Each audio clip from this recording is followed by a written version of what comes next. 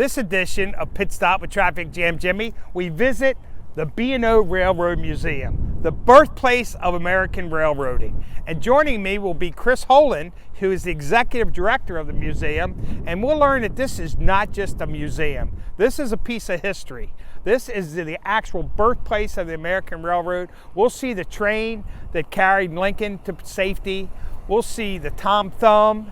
We'll see history in the making. And they also have a brand new, just opened, Train Garden Museum.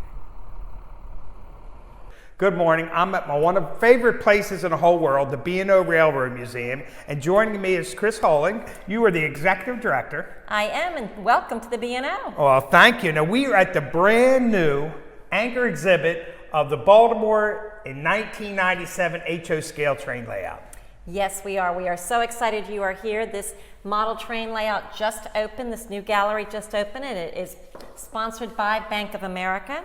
And we had a donor, anonymous donor, donate this beautiful display that was designed by Jeff Springer of Custom Model Railroads.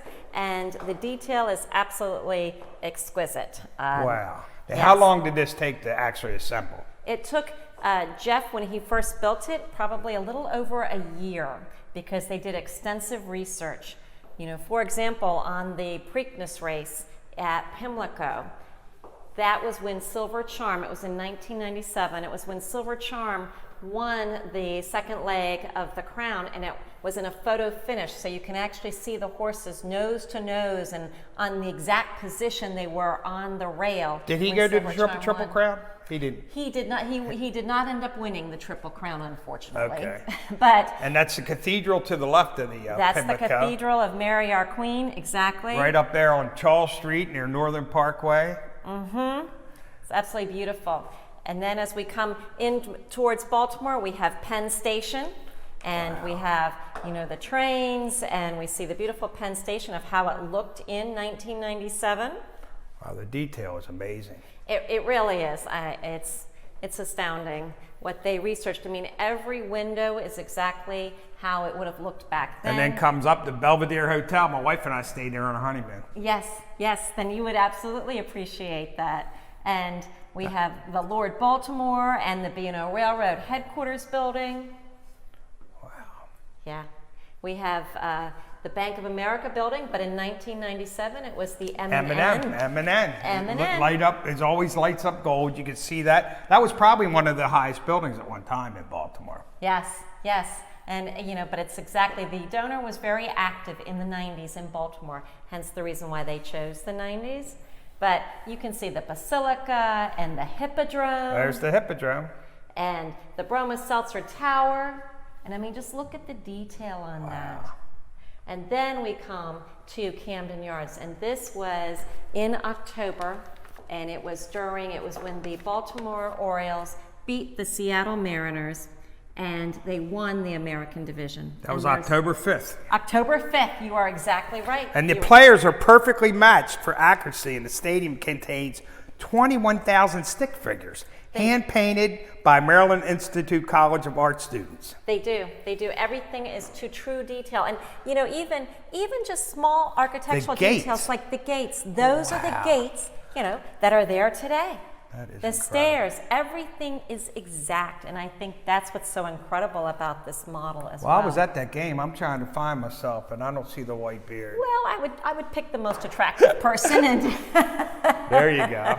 There you go. And as he go around the front of the stadium, we got the Inner Harbor coming up with the World Trade Center. And Constellation. But I mean, the World Trade Center, I just think, is amazing with the windows. It really is. You know, it's exactly the way it looks. And this takes you through, and then when you come through and every time I look at it, I see a new scene. The aquarium, we missed the aquarium. Harbor Place back in its glory. When it was hopping. Yeah, when it was hopping. Well, it'll return. Things will get better. All right, now over here on this wall, this is totally impressive. What are we seeing here? We are seeing the various scales of model railroading. Start down there to the right for a second. So that people understand, what do these scales mean? And so we have a life-size figure figure of actually the This number is- 51. This is the real thing right here. This It is the is. real engine. This is the real engine. And And- so then you can see that, you know, N is 1/160th the size of a real locomotive. And you can also see that O and HO, which are two very common scales, HO is because it's half of O. Oh, wow, never knew that. There Exactly, you go. exactly. And so I think putting it in perspective for people, and G is one of the very common scales as well. It's 1/25th of a regular size locomotive, and that's one that frequently you see outside. Gotcha. We have an outside G scale as And well. the Z is the smallest? Z is the smallest. Boy, that and is tiny. Look at that you to my would have finger. to have That's about the very- size of my finger. very precise hands to And then, work with and then that. you got the S. Now, the old Lionels from the 50s and all that I have, is that S or O scales? Were they O scales? I think they were mostly Okay. O scales, though I will admit I'm not the true model railroad historian, but I think that they were more O and HO scale. Well, this is beautiful. Now, this is open to the public, and this is going to be a permanent. So This is a permanent exhibit, and we plan to, as we bring in more model trains, we plan to put more layouts in and even expand the model train gallery. beautiful. And what hours of operation is this? The open? hours of operation are 10 to 4, and again, we really appreciate the support of Bank of America and our donor that donated this amazing display. Well, Kris, I want to thank you for this tour at the B&O Railroad Museum. Tell people at home when they can visit and bring their children. We are open 7 days a week, 10 to 4. Okay, through the holidays? Through the holidays, all year long. So this isn't just a railroad museum. Explain what this actually is. What we like to say is that we tell the history of America through the lens of the railroad. Every car in our collection is connected to either a person, place, or significant event in American history.